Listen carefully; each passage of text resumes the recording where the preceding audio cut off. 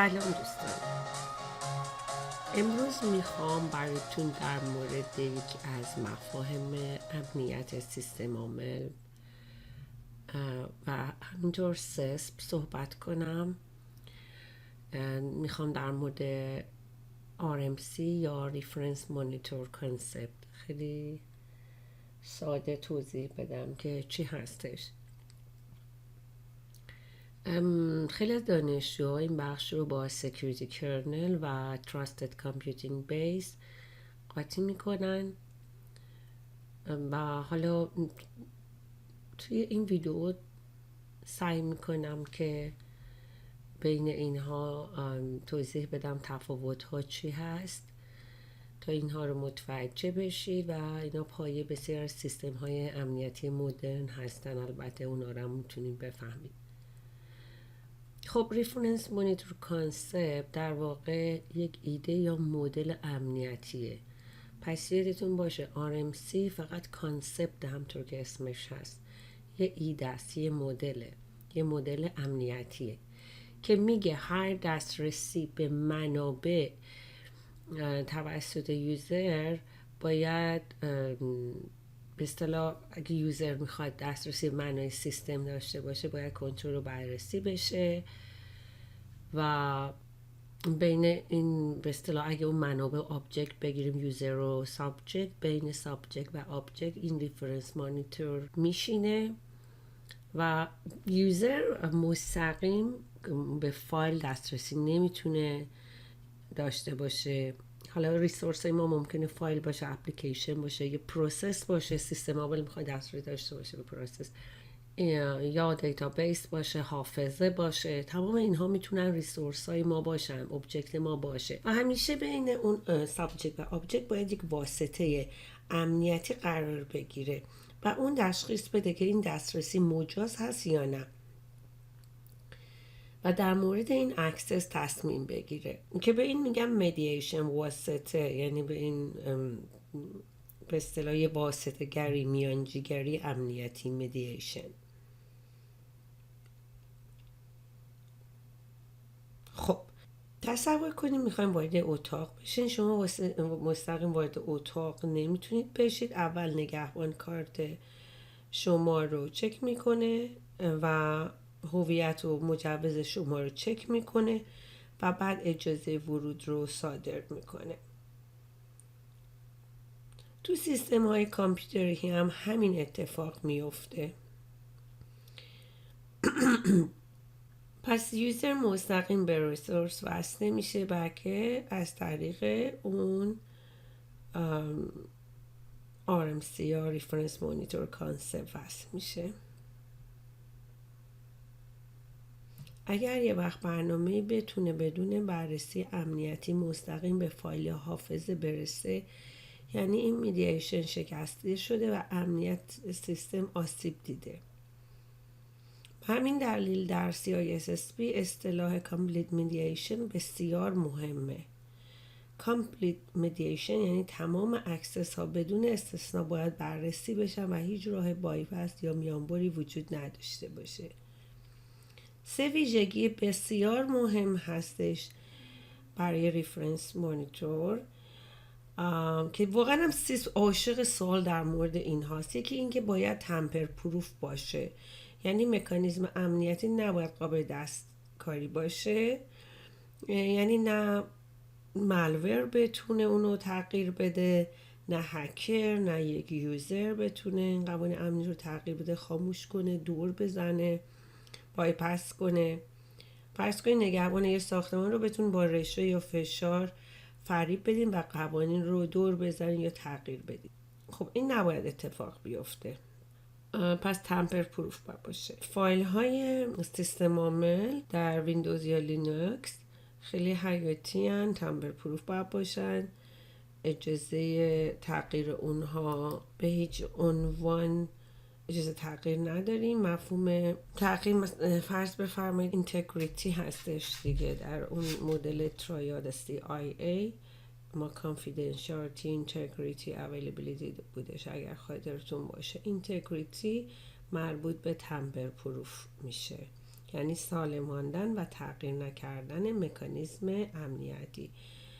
ویژگی دوم اینه که always in worked، یعنی مکانیزم های امنیتی باید همیشه فعال باشن و تمام اکسس ها رو بررسی کنن، همیشه باید اجرا بشن. همونطور گفتم هیچ اکسسی نباید بدون چک شدن وارد داده شه به کسی. حتی کوچکترین درخواست های درسی هم باید از ریفرنس مانیتور عبور کنن. مثلا ما اگه استثناء قائل بشیم فقط بعضی از اکسس ها بررسی بشن، مهاجم ممکنه از همون مسیر آنچک استفاده کنه وارد سیستم بشه. ویژگی سوم هم small enough to test. این ویژگی میگه که بخش امنیتی باید اونقدر کوچیک و ساده طراحی بشه که بتوان کامل آن را تست و وریفای کرد.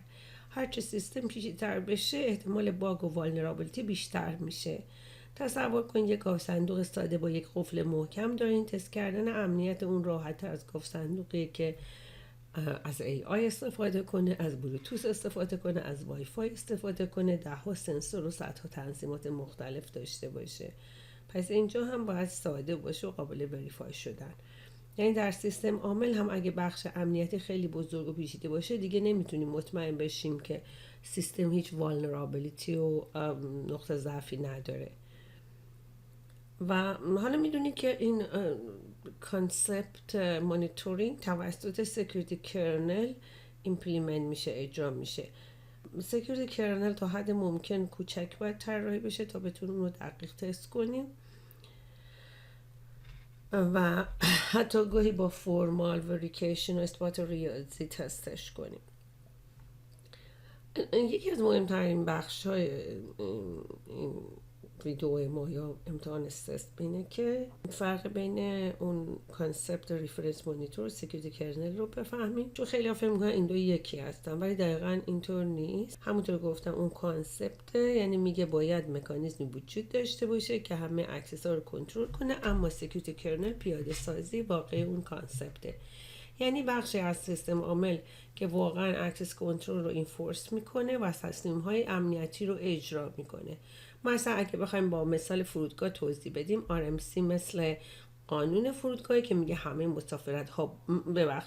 مسافرها باید بازرسی شوند، ولی سکیوریتی کرنل اون مأمور واقعی امنیت فرودگاه است که پاسپورت رو چک میکنه و اجازه عبور. پس اگر در آزمون پرسیدن چه چیزی ریفرنس مانیتور رو پیاده سازی میکنه، جواب درست سکیوریتی کرنل هست که همون بخش حساس و مرکزی سیستم عامل هستش که اکسس کنترل و مدییشن رو اینفورس میکنه.